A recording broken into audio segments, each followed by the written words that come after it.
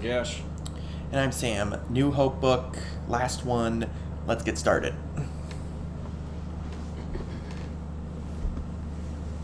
I spotted a familiar triangular face. Not friendly, but familiar. Kodu Terrafin. Terrafin. That is such a Star Wars name. Kodu, though, that sounds like it wouldn't be out of place in Bionicle. Pilot's job is courier run between palace and townhouse. He's Arcona. Dressed in a spacer's coverall, he looks like a dirt brown snake with clawed legs and arms and a large anvil-shaped head. Also, apparently, their eyes change color if they've eaten too much salt. I swear I'm not picking this up. I kept up my conversation with Thwim as Kodu minced from table to table, swiveling the anvil head. I watched sidelong. Abruptly, I spotted the yellow-green glitter of his eyes. Immediately, he slithered in my direction. He's got me mixed up with another Biff, I thought wearily. Thwim pushed back, lifting one edge of his cape and made room for Kodu. Figurinies. The bulbous scent organ between Kodu's faceted eyes twitched. Not quite, I mumbled. Oh, Doik. Sorry. At least he knew my voice. Information for his sale. Want to find Figurin? I glanced toward Figurin's glimmering holographic savak table.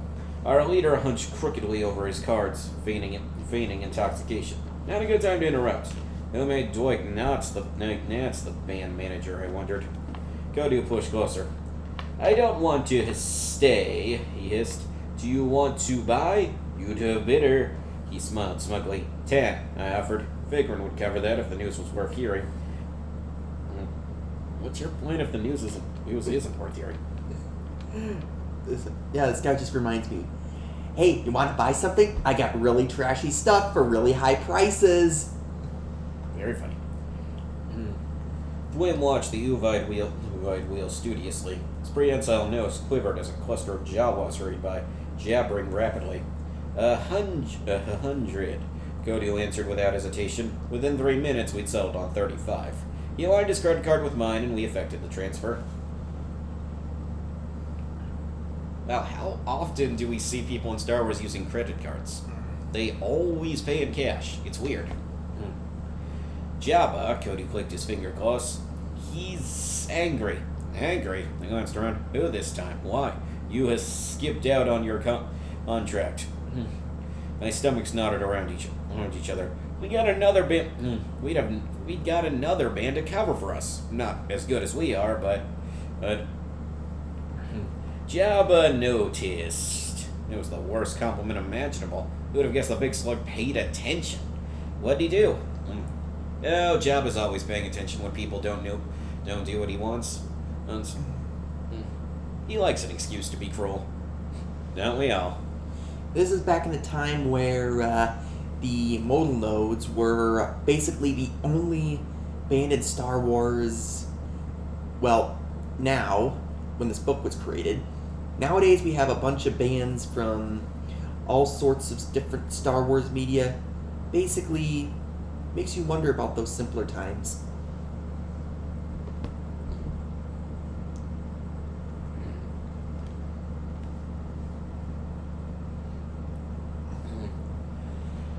What'd he do? Kodu shrugged. Fed 2 guards to the Rancor and promised. He shrugged again, his skinny shoulders rising along his brown neck.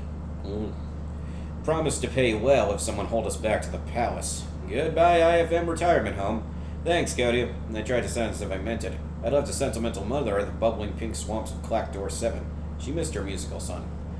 And, yeah, the homeworlds are also consistent. I guess thank you to the West End Games sourcebook for being creative enough to not have the Biffs be from, I don't know, Bithia or something. Clackdoor 7 sounds cooler.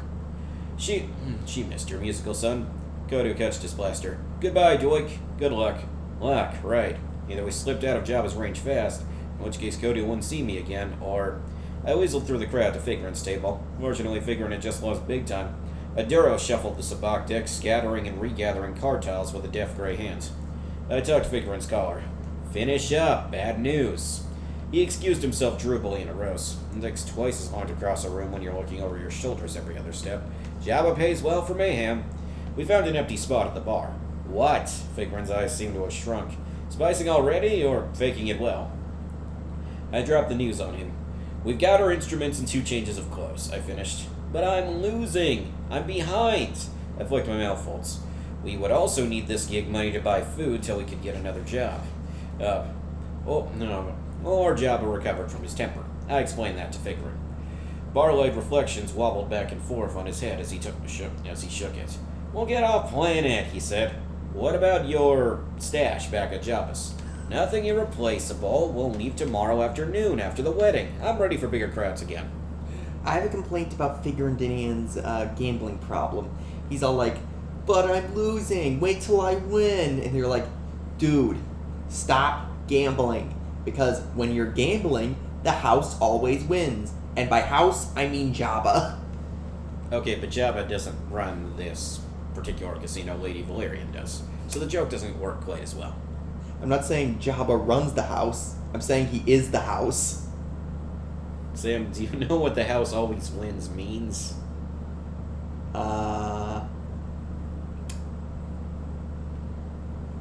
We can discuss gambling-related metaphors later. I'm ready for bigger crowds again. I agreed, even if gigs aren't so regular out there in the competition. We always had a following, but you can't eat. We've always had a following, but you can't eat esoteric. Eric. Musicians don't pay your musicians an exposure, people. Bit richer tables too, he added, gliding his voice. Somebody better stay awake tonight. Did I hear you volunteer? So the spicing act was just that, an act. I'll take the first shift, I said.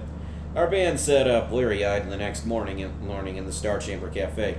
After breakfast, wedding guests started prancing, oozing, and staggering into the Lucky Despot's lounge. Waiting in the cafe, we turned. I tried to imagine a whippet wedding. Did they osculate, lock tusk, or shout battle cries at the climactic moments? Today, you are booked for a whippet wedding.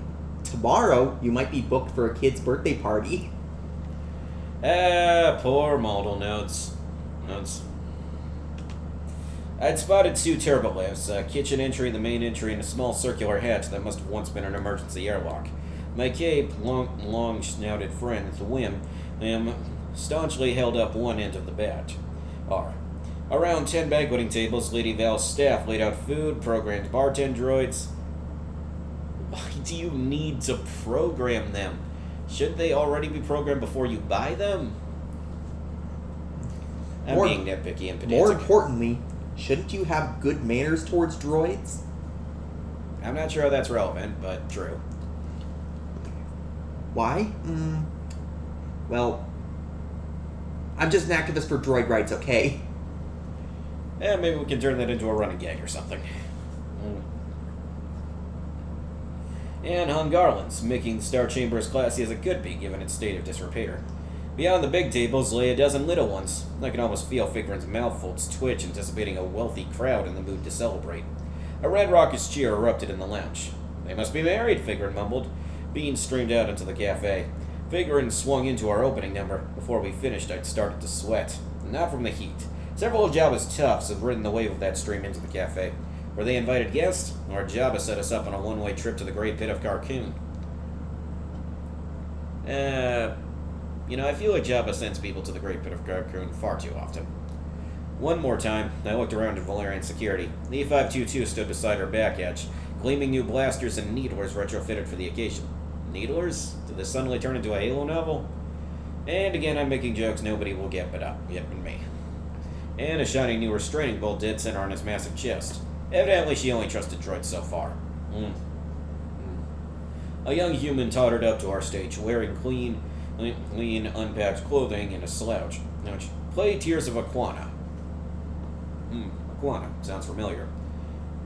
He tugged Figrin's pant leg where it gathered above his boot. Figrin pulled his leg free. The human repeated his request, then headed toward me. I didn't want my pants stretched. Got it, I said toward him, then took a fast breath and hit my E-flat entrance. Oh yeah, the whole recommendation thing, that actually reminds me of this part in Survivor where you actually get to buy music discs, or find music discs that you get to play at the cantina. Basically, yeah, basically there's a whole lot more music stuff in Star Wars than there was back then. Still, it's nice to hear people asking for requests of the modal nodes. These guys do take requests.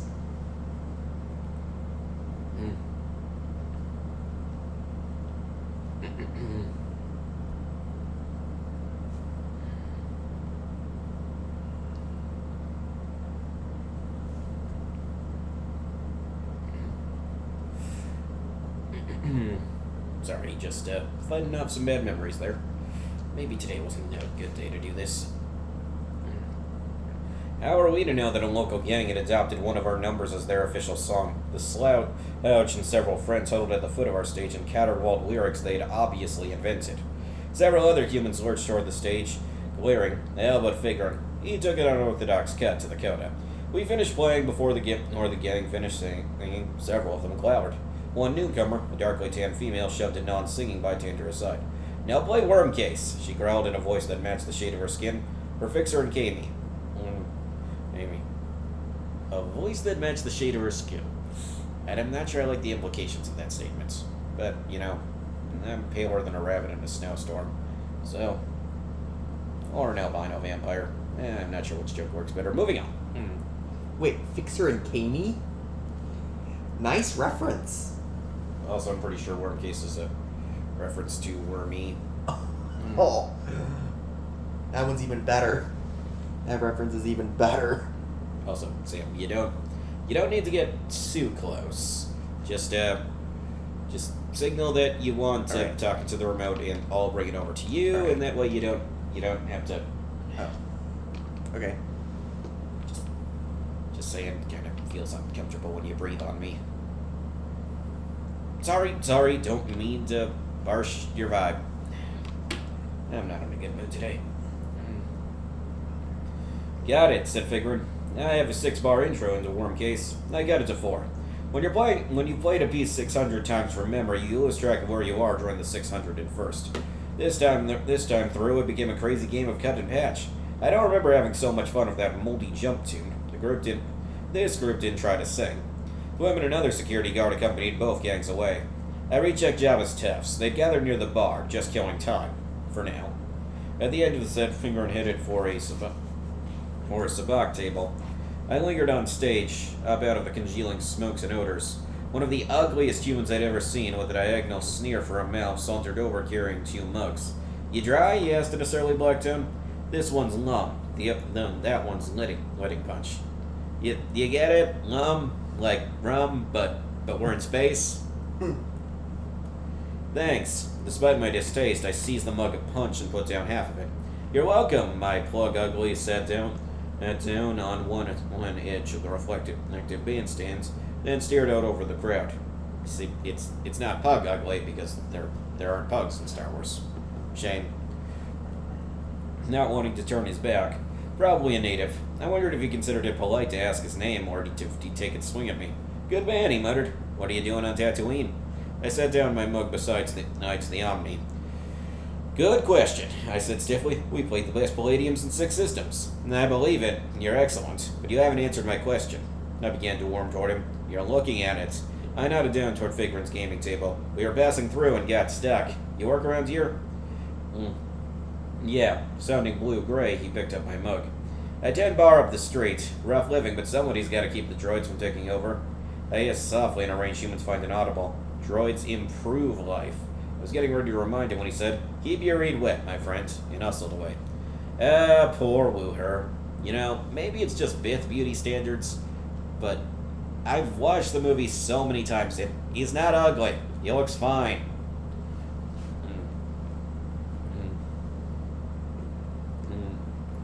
Was he one of the rare, approachable types? Had that been a warning? I looked for Thwim by his green cape and twitching snout, but I couldn't spot either. Soon, Figurin rejoined us on the bandstand. Droids? Did somebody say droids? Droids! Run for your lives! Now look what you've done. That guy's a Clone Wars veteran. Very funny. Soon, Figurin rejoined us on the bandstand. "Losing?" I murmured as he plugged in his horn. "Naturally. Give me an A." We swung back to work. At the table just below us, something changed hands with infinitesimal micron per minute movements. A normal Mos Eisley business deal. Something else, something huge, lumbered into view. 2 gargantuan whippets, 2.5 meters of tusk and claw and pale yellow fur. Personally, I always thought it looked more brown.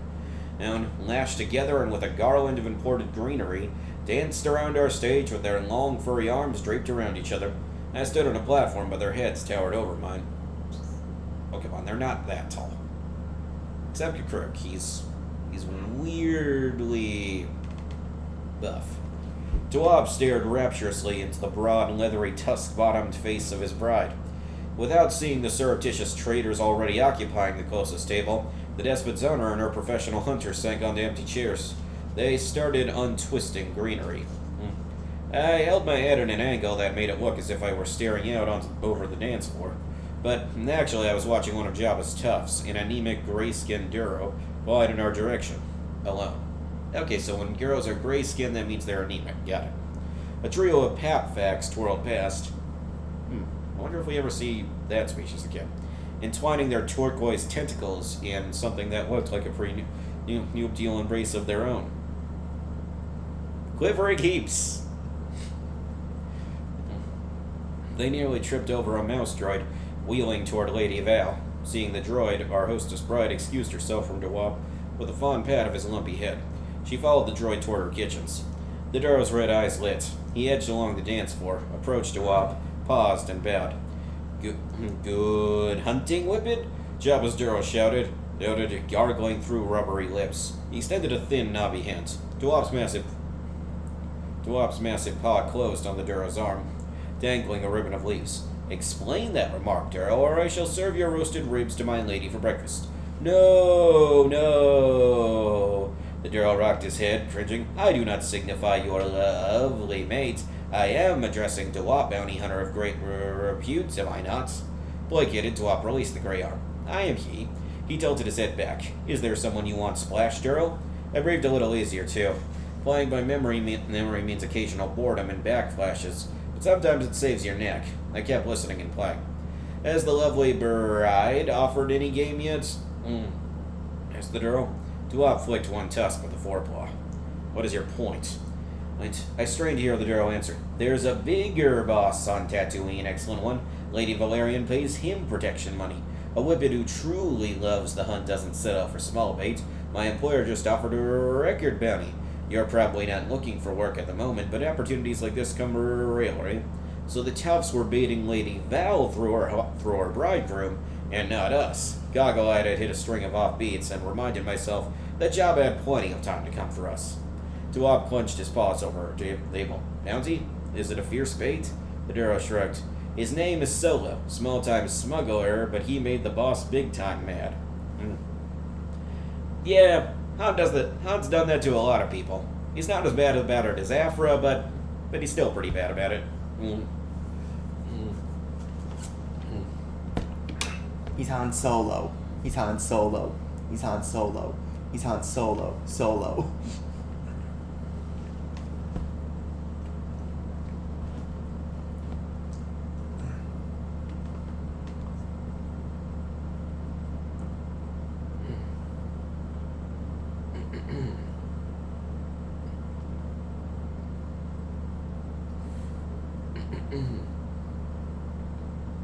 Jabba has many more enemies than Lady Valerian has, reputable Dawab. The Duro's red eyes blinked. May I sponsor you to the mighty Jabba? The Whippet's leathery nose twitched. Record bounty? At last the Duro dropped his voice. I missed the numbers that clinched the deal, but Dawab sprang up. Tell your employer that Dawab will bring in the corpse. I shall meet him then. I just realized, I don't think we ever do get an exact number for Han's bounty. Too bad. Imagine if Star Wars was like One Piece and we find out someone's bounty every time they appear on screen, like it's a Dragon Ball Z power level. That would be so funny. Well, we can easily... if you want to know whose bounty is worth what... what was I going to say? Yeah. Well, in the game Bounty Hunter, we figure out whose bounty is worth what. But for Han Solo, we don't know exactly his bounty. Solo. Figurant had mentioned him as a tolerable sabacc player for a human. And now he was my fellow bait on Jabba's short list. The Duro whined. Aren't you staying for the celebration? Later, said Duop. My maid and I shall celebrate my glorious return. She is limpid. She will understand. Spoiler alert, she did not understand. Lady Val reappeared out of the crowd. Out. Jabba's Duro melted back into it like an ice cube on a sand dune. I held my breath. Figurant counted off another song, one I didn't know so well. I had to concentrate. Something rumbled at the foot of the stage. A deep voice shouted, fickle and basic. A gruffer one called, dishonorable. My reed squeaked. Two bellows boomed out in an unidentifiable language. One level couple attacked each other tusk and claw right below the bandstand. I stepped back and almost tripped over Jack's Omni. Figurant missed tipping the fanfare by millimeters. A crowd gathered instantly. Mos Eisley being what it is, and with Jabba's brutes cheerleading, this brawl would spread like a sandstorm. I took advantage of a 5-beat rest and boarded out the danger signal. Sundown! Sundown, Figurant! I'm still losing, Figurant hissed. We can't leave yet. And the foot is... Will you forget about the credits and just go? Appropriate reaction. At the foot of stage left, Lady Val careened sideways into a knot of onlookers. Regaining her balance, she dragged 3 of them back into the multicolored melee. Duop whistled twice. 2 young whippets charged in. Jabba's Tuff stampeded their side of the onlookers from behind. Lady Val shrieked. Every outpointed gangster in town, and every bound passerby who had too much of Jabba, rushed in on Lady Val's side. Chairs flew. One crashed into the bulkhead off stage left. I like this. This is a good fight scene. Figurant bent over the Omni. End of set, thank you very much, he announced vainly over the bed limb. Tech, wide awake for once, broke down the Omni. I couldn't find my fizz case. Glancing frantically around, I spotted white armor at the great entry. Stormtroopers? Not even Valerian could have called in enforcement that quickly. All sabacc projectors shut down simultaneously. The gang at the Uvite table got caught with its wheels spinning. You know what I noticed about this fight scene? It really needs fight music. I got it! Plays Ballroom Blitz by Sweet. Nice. Just this once, I guess, Jabba hadn't tipped off Lady Val. I'd even bet that he sent the stormtroopers himself, but I don't gamble. Back door, Figurant leaped off one end of the stage, barely missing a bulky human's murderous box swing. We followed Figurant along the bulkhead, clutching out our instruments, our livelihood.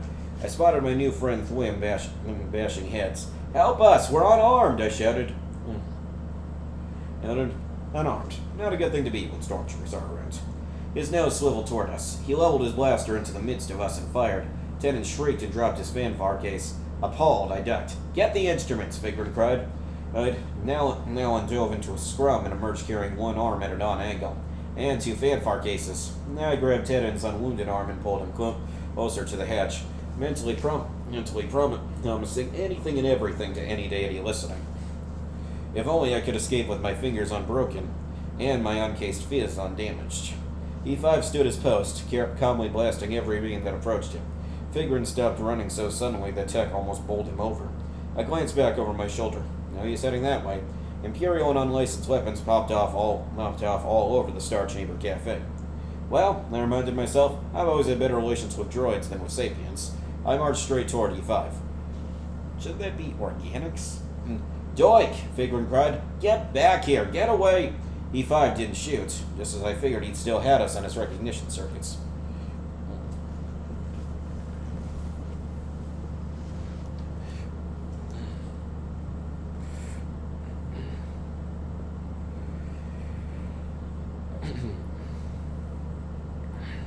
Let us out, I pleaded. Something whizzed over my head from behind. Shut the hatch behind you, he honked. Go! I shouted at Figurant, motioning him past me. Figurant ducked under my arm and cranked the hatch open. I stood rear guard. As daylight appeared through the hatch, beings of all shapes and sizes charged at it. I spotted the slash-mouthed human bartender among them. I hesitated. Nothing else I owed him for a sweet mug of punch. Come on, I shouted, then I ordered E5, don't shoot that human. E5 may have recognized me, but he didn't take my orders. He pointed his needler straight at the bartender. Plug Ugly dropped to the floor, surprisingly agile for such a big human. Hey, now Now that's just mean. High register, he cried. Do a slide.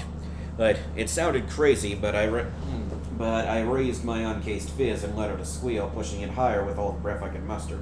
Somewhere along the squeal, I must have hit the control frequency for that brand new restraining bolt. The droid shut down. Freaky. The barman sprang up and rushed past me. We squeezed into the airlock together. Stinking droids, he muttered, wiping blood off his nose. Stinking lousy droids. I'm not making an L3 joke, okay? I emerged on a narrow door-created ledge, 3 stories up. The bartender leaned back, sandwiching my fizz between his gray-belted bulk and a pitted bulkhead. Careful, that's my horn, I cried, teetering as I glanced down. Figurin jumped off the foot of a precipitous steel escape ladder and dashed away, dodging filth amid leaping sand piles. You guys have faster than light travel and you're still using ladders? Think you would have invented anti-gravity or something. An anvil-shaped Arcona head poked out the airlock. Catching my fizz in one hand, I backed down the ladder. The human almost stomped my head in his hurry. Come on, he grumbled. Move. The ladder swayed from the weight. I barely held on, wishing I'd never met the guy. As more escapees piled on, the ladder's sway became a terrifying oscillation. I kept dropping. Once down, I spotted another half-dozen stormtroopers tromping up the main ramp in formation. Half-dozen? Seriously, they sent 6 stormtroopers? Wow, how intimidating. Another hot morning in Mos Eisley. Ignoring the trickle of escapees behind us, we ran. Now what? Wailed Nayland, cradling his arm against his chest. Without the credits from that job, how are we going to get off planet? 3,000 credits, Tech moaned, wagging his large, shiny head. 3,000 credits. I glanced down to examine my fizz, and looked undamaged. Not only that, but Fagrin gambled away our reserves, seating that table so he'd win today. Did it, you Fagrin? The bartender changed directions without even slowing down, and I almost got left. This way, he called. We can't pay you for a boat hole. I was just gonna say, if Fagrin Dinan does not come up with the money soon, then we're throwing him in the Sarlacc. Good idea. This way, he repeated. I'll get you a job. I asked to catch up. Thanks, but we're broke. He led us up streets and down alley. I followed, thinking, I'll do anything. Shovel sand, polish bantha saddles, but I won't work for humans. But his boss wasn't human. The cantina owner, a beige and gray Wookiee named Shulman, offered us a 2-season contract. You know, it's weird that Shulman, is still around in the Disney canon and, shows up and gets name dropped surprisingly often, despite really not mattering all that much. It's interesting. No, I thought across the Wookiees outward Figrin. It's too public, and that's too long. Jabba will find us for sure. Sounds good, Figrin answered. And Bithian, he added, once we find a way off-world, the Wookiee can heap our severance pay. Say yes. I almost walked back down the back stairs, but loyalty is loyalty. We found crash base of Ruila's insulated rooms. We emerged daily to play in the cantina, where my only human friend, Wilher, tends bar. Solo beat Figrin at Sabak yesterday, so he's still alive, but Dawab was shipped home in pieces. Lady Val's single again and looks to stay that way. And every time we tune up, I check the crowd. Just now I spotted Jabba's swivel-eyed green Rhodian, Greedo. He's not bright, but he's armed. I'm watching him. And wouldn't you know? The Hunter's Fate, Greedo's Tale, by Tom Vike and Martha Vike. Chapter 1, The Refuge. Yep, a short story has chapters. Una guta Greedo? That means going somewhere, in case you're curious. The question, spoken fearfully, was answered by the mocking cries of luminous bow toads hidden in the mountain cave in the ripping green jungle. Paquiduk? Now that's a Glepshido name if I've ever heard one. Scratched the insect bite on his tapir-like snout, and made a brave hooting noise. He listened as the sound echoed with the wind in the dark hole that had swallowed his older brother. Paquiduk's spiny back shivered. He flicked on his hand torch, and the suckers of his right hand fastened tightly to his shiny hunting knife. Uncle Knock had given him for his 12th birthday. McQueedick stepped into the yawning cave. Let me see what you have. A knife! No! Oh, I'm so damn old. I'm the Gen Z equivalent of people who still make "help I've fallen and I can't get up" jokes. McQueedick stepped into the yawning cave. But the cave in the jungle was not a cave, and a few meters in, the rocks and packed earth ended in an open steel door. McQueedick leaned through the rectangular opening and flashed his torch upward. He was in a dome that filled the inside of the mountain. The young Rhodian saw 3 great silvery ships squatting silently in the vastness. Greedo, Nathan Kikutha McQueedick. That was his brother's voice. McQueedick saw Greedo's hand towards signaling, and he walked toward it. His bare feet felt a smooth, cold floor. Greedo stood in the open hatch of one of the big ships. Come on, McQueedick, there's nothing to be afraid of. Come on inside and check it out. Their bulbous, multifaceted eyes, already large, grew even larger as the 2 green youths explored the interior of the silver vessel. Everywhere were strange and unfamiliar metallic shapes that glittered and flashed in torchlight, or presented dark, angular silhouettes full of hidden purpose. There were also places to sit, and beds to lie on, and dishes to eat from. McQueedick had a funny feeling he'd been here before, but it was only a feeling without any memories attached. Indeed, the only memories he possessed were of life in the green jungle, where his mother harvested tendril nuts, and his uncles herded the arboreal tree bots for milk and meat. About 200 Rhodians lived together under the great tendril trees. They had always lived here. That was the only life he knew. In all his 15 years, Greedo and his younger brother had run wild in the forest. Behold, Rhodia, before Bombad Jedi. So yeah, Greedo's 15 years old at this point. I'd try to reconcile that with that deleted scene from Phantom Menace, which is still canon thanks to Greedo showing up in the Clone Wars. Man, were fans ever oddly mad about that? The Rhodians had no enemies in this place, except for the occasional Menka cat. I swear those show up again later. Wandering through on its way to the distant White Mountains during Menka mating season. We should call them Mulakas. That sounds like a much better name for a giant cat monster. Reference. The younger Rhodians stayed close to home during that part of the year. The Menka's savage roaring warned everyone of their coming, and the Rhodian men would take weapons out of secret keeping places, stand guard at the edge of the village, waiting for the Menkas to pass in the night. During Menka season, Greedo would hear the guns scream as he lay in bed, unable to sleep. The next morning, the carcass of a big Menka would be hanging for all to see from cross trees in the village center. Now that's just unsanitary. Except for up to the Menka killing, the Rhodians led a quiet, self-contained existence. The elders never spoke of any other life, at least not in front of the children, but Greedo overheard them when they thought he was asleep, talk of things happening out among the stars. Here the others use words like Empire, the Clan Wars, Bounty Hunters, Starships, Jedi Knights, hyperspace. Greedo's 15 years old. Well, all this stuff Greedo's hearing about seems like a fairy tale. Kinda like Jedi, Dark Jedi, star maps, star whales, distant galaxies. You know, at some point you'd think that in a universe like that, everyone would just stop being skeptical of anything. Like, for example, how are there atheists when ghosts are running around and being very unsubtle about their existence? I'm just saying, guys. As at this point, literally anything is possible, and you should just kind of get used to that. These words made strange images in his mind. He couldn't make sense of them at all because the only life he knew was the jungle, the trees, the water, and endless days of play.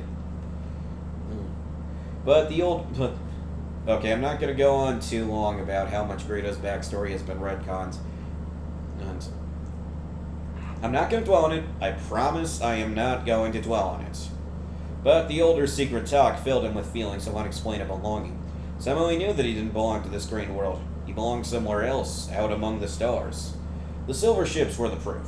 He knew with uncanny certainty that these were the starships he had heard his mother and uncle speak about.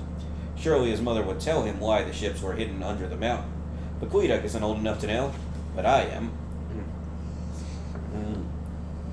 Greedo's mother, Neela, I feel like I've heard that name before, was sitting up, knitting up on the ground in front of their hut by firelight, peeling tendril nuts. Her hands moved rapidly, slitting the thick husk with a bone knife and peeling them back. She hooted silently to herself as she worked. Greedo crouched nearby, carving a piece of white tendril wood into the shape of a silver starship. When that ship was finished, he held it up and admired it, making sure his mother could see it. "Mother," he asked abruptly, "when are you going to teach me about the silver ships in the mountain?" The rapid movement of his mother's hand stopped. Without looking at her son, she spoke, in a voice that betrayed emotion. "You found the ship," she said. "Yes, Mother, Greedo and me. I told Nock to fill in the opening in the mountain, but Nock loves the past too much. He's always sneaking up there to look at the ships." She sighed and resumed peeling the leathery skins off the big nuts. Greedo moved closer to her. He sensed that she was ready to tell him things he wanted to know, things he needed to know. "Mother, please tell me about the ships." Her moist, faceted eyes met his. "The ships brought us to this place, this world, 2 years after you were born, Greedo." "No. Okay, try to fit that into the timeline." No, I'm not dwelling on it. I promised, I said I wouldn't dwell on it."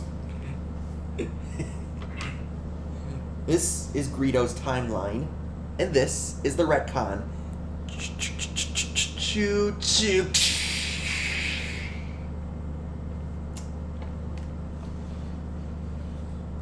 See, it's the consequences of trying to keep your expanded universe at least somewhat consistent. The Star Trek writers have it way too easy.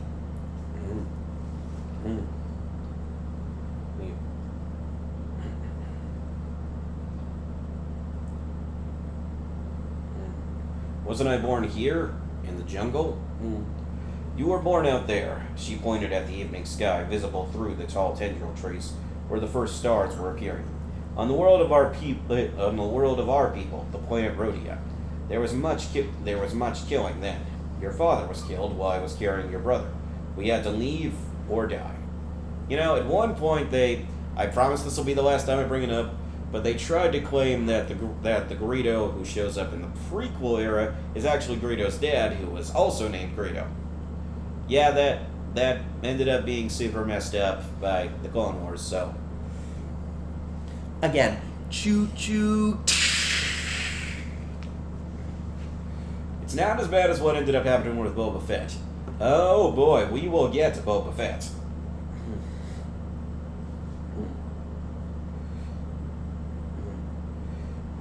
She sighed. She saw she would have to tell him everything, or almost everything. He was old enough now to know the facts. Our people, the Rhodians, were always hunters and fighters.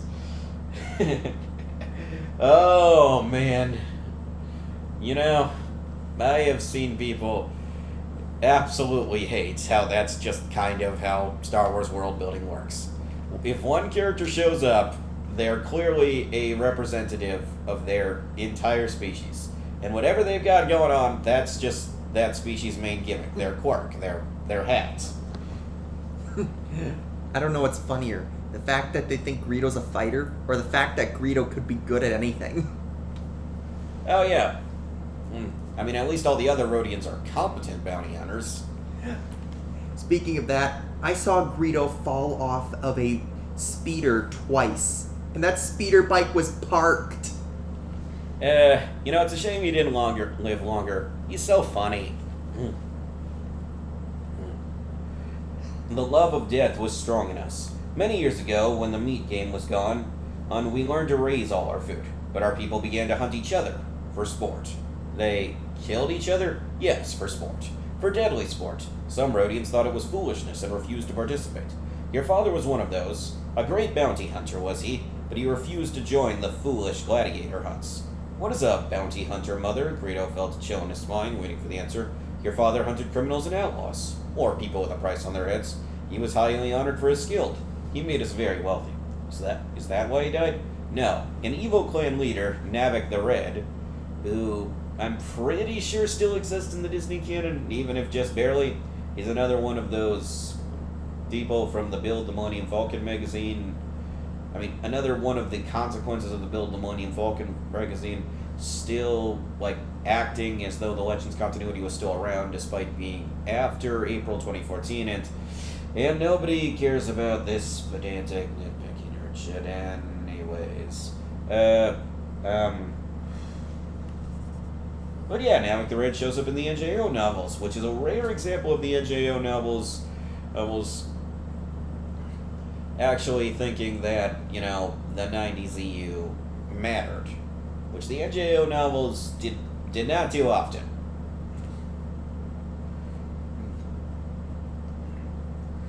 Namek the Red, named for the red birthmark that covers his face. Covers his entire face? That's a big birthmark. No, just this part of his face. I'm not gonna make a Zuko joke. Or a Harvey Dent joke. Use the Gladiator game just as an excuse to make war on the other clan leaders. Your father was murdered. Our wealth was taken, and our clan, the Tetsus, were nearly wiped out. Fortunately, so shouldn't his name be Greedo Tetsu? Fortunately, some of us were able to escape the killing in the 3 silver ships you found. Why did you never tell Paquita and me about the ships, and about our people? We have changed. There is no need to dredge up the dark past. We have become peaceful here. The guns are only brought out when the Menka cats are prowling. And we made a vow in our council that the children should not know of the terrible past until they were fully grown. I am breaking that vow now and telling you these things, but you are almost as tall as your father now. Rating maturity based on tallness? What? I mean height. What is this, Die of a Wimpy Kid? His mother's eyes seemed to envelop Greedo. He looked the way she looked at him. Her skin exuded a pleasing perfume, a strong Rhodian scent. He gazed at her wonderingly. Suddenly there was so much more to know. He wanted desperately to learn everything. What is the Empire, Mother? She frowned and wrinkled her long, flexible snout. I've told you enough, Greedo. On another day, perhaps, I will answer all your questions. Go to bed now, my son. Yes, Mother. Greedo touched his handsuckers to his mother's in the traditional all-purpose greeting and good night. He went to his straw-filled bed in their little huts, where his brother was already asleep. Greedo lay for hours, thinking of silver ships, of his father, the bounty hunter, and the greatness of life among the stars. Chapter 2. Red Namek. A month and a day after Greedo and Paquita found the silver skyships, Namek the Red, leader of the powerful Chatza clan, found the Tetsus. Shouldn't he be Namek Chatza? Anyways, Greedo and his brother were climbing high in the tendril trees when they saw a bright flash in the sky. They watched with quiet curiosity as the flash flowered and became a glittering red shade that grew larger and larger until they could see it was a skyship, 20 times larger than the small silver ships of the cave. Someone's compensating for something. Anxious. I'm really scraping the bottom of the barrel here, knowing for Anxious voices called from below. Greedo hooted with excitement and began to slide rapidly down the smooth tree, using his suckers to skillfully break his descent. His brother was right behind him. Before they could see the people coming out of their huts, and below they could see the people coming out of their huts and pointing at the big skyship. Uncle Nock and Uncle Tico and others were running to get the weapons. Greedo sensed their fear. Come on, Paquita, Greedo shouted as his feet hit the ground. We have to save Mother. We can't let them kill her. What are you talking about, Greedo? Nobody's killing anybody, Paquita dropped to the ground and obediently followed his older brother. As they ran through the trees, the red ship swooped lower, uncoiled its landing gear, and settled in a cloud of fiery smoke at the edge of the village. Twin hatches hissed open. Greedo stopped and turned and gaped in awe as armored Rhodian warriors poured out of the giant ship. Hundreds of them, each wearing bright segmented armor and each carrying a vicious-looking blaster rifle. I refuse to believe Rhodians can be intimidating. The sight of these killers transfixed the young Rhodian. It was a full minute before he felt his brother tugging fearfully at his sleeve. And then he heard his mother's voice, urging him to run. The last thing Greedo saw before he turned his face to the forest was the figure of a tall, imposing Rhodian with a blood-red mark that stained most of his face. The marked warrior shouted an order, and the others raised their weapons. The scream of laser fire mixed with the dying shrieks of the people, as Greedo and his his brother and mother fled into the jungle. Wait a minute. This actually does remind me of something. The origins of a good bounty hunter besides Greedo. So these guys are under attack by pirates and are being threatened, and the pirates are probably going to execute people, so Greedo and his mother flee to the jungle. Well, that just reminds me about this. Django, run! And then blaster fire, then Mandalorians, and Mandalorians say, you have two choices, kid. Come with us or die here too. We'll get to him, eventually. Uncle Knock and Uncle TQ and 20 others made it to the cave ahead of them. There was a great grinding noise and the roar of a landslide as the top of the mountain opened, throwing off its burden of earth and stones. Greedo caught his breath as the three silver ships gleamed in the light of the midday sun. Powerful engines already whined awake. Uncle Knock greeted Greedo's mother as he urged everyone to get aboard as fast as possible. Neela, now you know why I was always visiting the ships. I was keeping them in repair for this very day. Greedo's mother hugged her brother Knock and thanked him. Then they all rushed aboard, followed by a stream of refugees coming out of the forest. I mean, yeah, gotta give them props, that was smart. Two of the silver ships lifted easily on columns of repulsor energy, their fission thrust engines winding up so high that the sound vanished beyond the range of Greedo's hearing. Though I just realized that ships in Star Wars tend to be built to last, and can just kind of be left sitting for hundreds or even thousands of years, and then they still work perfectly. Plot convenience. Then the sound vanished beyond the range of Greedo's hearing. The third ship was waiting for the last stragglers, the last survivors of the massacre. A portly Menka hunter named Ski, he charged out of the forest, screaming that everyone behind him was dead. Leave! Take the ships away while you still have a chance. The third ship never got its hatch closed. A single bolt of ion energy fused its stabilizers into a molten mass, and a split second later a powerful laser blast blew the power core. As the first two ships shot skyward, a bright spear of fusion fire blasted back the jungle, mocking the midday sun. The third ship was no more. Greedo never heard the explosion. He was in the cockpit of the radio and gawking at the star lines as Uncle Knock's silver ship vanished into the unknown. Chapter 3. Nar Shaddaa. One of the top 10 most overused planets, locations, because it's a moon, in all of Star Wars. Oh boy, do writers really, really love Nar Shaddaa. Planning for this emergency, Nock had programmed the Rodian ships to jump to a heavily trafficked region of the galaxy, where the survivors of his little tribe could lose themselves among the myriad alien races engaged in interstellar commerce. So it was that they came to Nar Shaddaa, a spaceport moon orbiting Nal Hutta, one of the principal worlds inhabited by the worm-like Hutts. Adapted Hutt homeworld, so one of the principal worlds is kind of an understatement. There was a continual buzz of space traffic between Nar Shaddaa and the far-flung systems of the galaxy.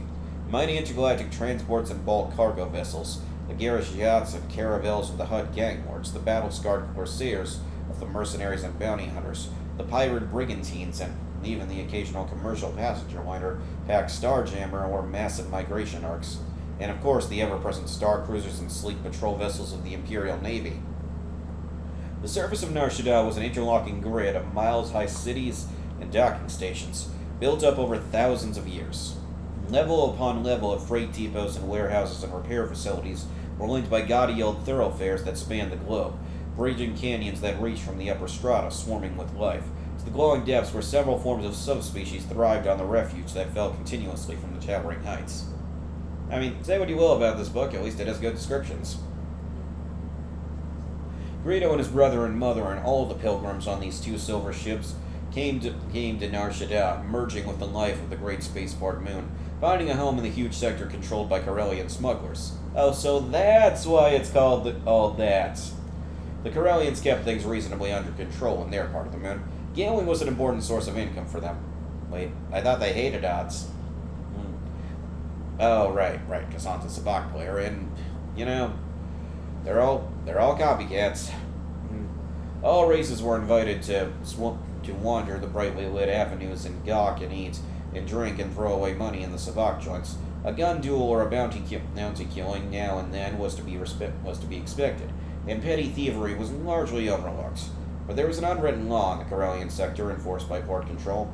If you want to make big trouble, do it somewhere else. The Rodian refugees merged with the denizens of the dingy warehouse districts on level 88, Over the next months, they found work as freight handlers and house servants and went about their lives. Newark ordered everyone to step away from the public levels, the thoroughfares, and the casinos on the chance that they'd be recognized by a chance a hunter.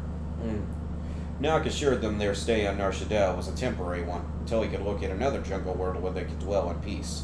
For the adult Rhodians, it was not a happy time. They deeply missed the lush green world they had left behind. But for Greedo and Bequedak, a whole universe of excitement began to reveal itself.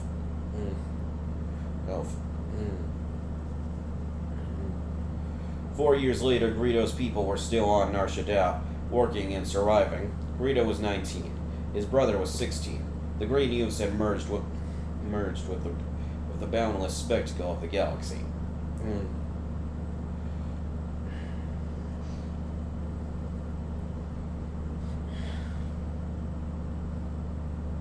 Chance, Oh, right, I've got such a headache today, I almost forgot that was... Anyways, moving on. Chapter 4, Bounty Hunters. Jack done in Shiva, Greedo. When Greedo became a bounty hunter, he said the initiation was rough. When Dengar became a bounty hunter, he said the initiation was a joke. Okay, just one quick thing I gotta do here. Okay.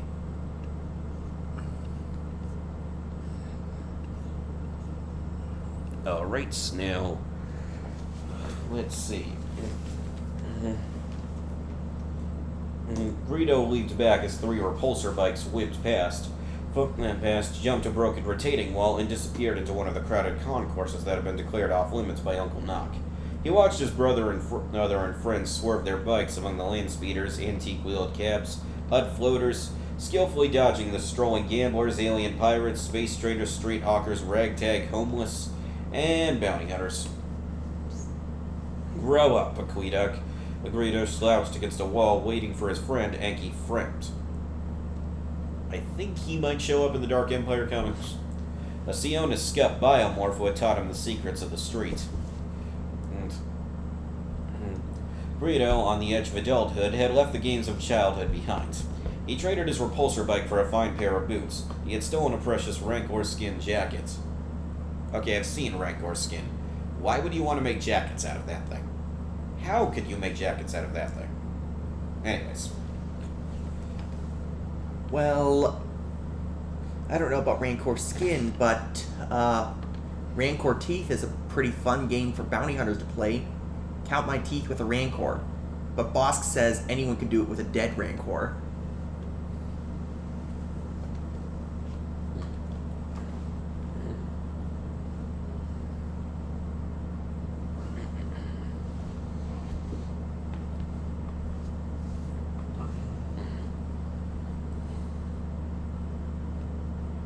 He had learned how to strip therm pumps and shield regulators off hot floaters, while the local crime lords were lounging in the Corellian bathhouses, making deals with their interstellar counterparts.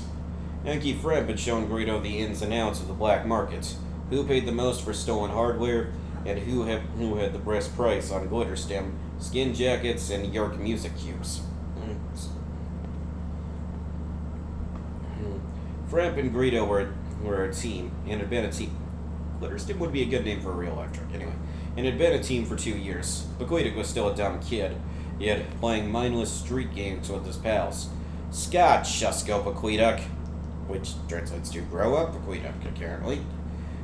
While he waited for Frem, Greedo watched the street, and every kind of life, human and alien, passed through Nar Shaddaa. Maybe half were legitimate traders and freight haulers working for one or another of the great transgalactic corporations. The rest were operating somewhere beyond the outer edges of the law. One group that fascinated Greedo didn't seem to be chasing gold and excitement, and you almost never saw them on the streets. They were the so-called rebels, political outsiders who had taken a stand against the despotic rule of Emperor Palpatine and his cruel military dictator, Darth Vader. I mean, yeah, I get what they're called, rebels. Members of the Alliance to Restore the Republic doesn't quite roll off the tongue. There were rebels on this spaceport moon, Greedo knew. They hid out in an old warehouse on level 88, the same level where the Rhodian refugees lived. The rebels were stashing all kinds of weapons there. weapons that arrived hidden in exotic cargoes of precious metals and spice, and left in the darkest hours of the night on blockade runner ships destined for far-flung outposts among the stars. I bet the Empire would pay a lot to know what the rebels are doing on Nar Shaddaa, but how would I give the imps that information? I don't know anybody who works for the Empire. Do you think, you think the Empire would have a hotline for anonymous tips or something like that? Just the... Actually, yes. The Empire pays a lot for bounty hunters, which is why most bounty hunters work for the Empire. Ask Boba Fett. Not quite sure if that's super relevant, but sure. Just then Greedo heard the shrill sting of laser shots and he instinctively ducked. Crouching down behind the crumbling retaining wall his brother had repulsor jumped a few minutes before. Peering carefully over the top of the wall, he saw a man in the distinctive green uniform of an Imperial spice inspector emerge from the shadows and run through the crowded thoroughfare. There, more laser shots echoed, and the crowd began to rapidly disperse into the surrounding alleys and gambling saloons. Greedo saw bright bolts of energy smashing off buildings and vehicles. The running man was hit and went down, not 3 meters from Greedo's hiding place. The 2 imposing figures stepped out of the shadows onto the brightly lit concourse. Of course, with two deliberate steps, they approached the fallen man. The larger of the 2 figures, who was dressed in a rusted skull-shaped helmet and full Ithalan armor, nudged the victim with his boot. Ithalans, aren't they the people the Mandalorians went to war with and basically committed genocide against? I'm gonna need to check that. He's dead, Goa. The shorter figure bent over to inspect the victim, and Greedo got a glimpse of a mottled brown, white-beaked face sitting on a disarrangement of leather and iron and bandoliers. Too bad, Diz, said the short one. I only tried to wing him. He was worth twice as much alive. Bounty hunters, thought Greedo. They've taken their prey, and now they'll be collecting the reward. And I'll bet it's a lot. I'll bet they're rich. I mean, if they are rich, don't you think they would have retired by now? The big one, whom the other called Diz, bent over and picked up the dead spice inspector and slung him easily over his shoulder. Some bounty hunters aren't actually in it for the money. They're in it for the thrill of the hunt. Yeah, but those are the exception rather than the rule. All in a day's work, eh, Goa? I gave this scum a bribe or 2 myself over the years, but when the imps put a man on the bounty roster, there's only one way to go. Let's beg and stash him and go for a drink. Fine with me. I'm thirsty as a Tatooine farm boy. Oh, there is no way that's an actual phrase. Greedo noticed for the first time that the one called Goa had an oversized blaster rifle slung at his back. He'd never seen a blaster that large. It was cased in scrolled black metal and layered with tubing and electronics. A custom job, Greedo thought. Look at the sights on that thing. I'll bet that's one bounty hunter who always gets his man. Greedo expected the 2 bounty hunters to disappear back the way they came, but instead they walked straight toward them. The closer they got to the retaining wall, the more frightening their appearance became. The big one, Diz, wore a corroded parasteel helmet that covered his entire head. The face mask... I just thought of something. This. Hey! Rodian, you gotta move your ship. But I'm a bounty hunter. I can park wherever I want. Move your ship. Here. Yeah, or I'll move it for you. Oh, fine. I bet Boba Fett won't be asked to move his ship.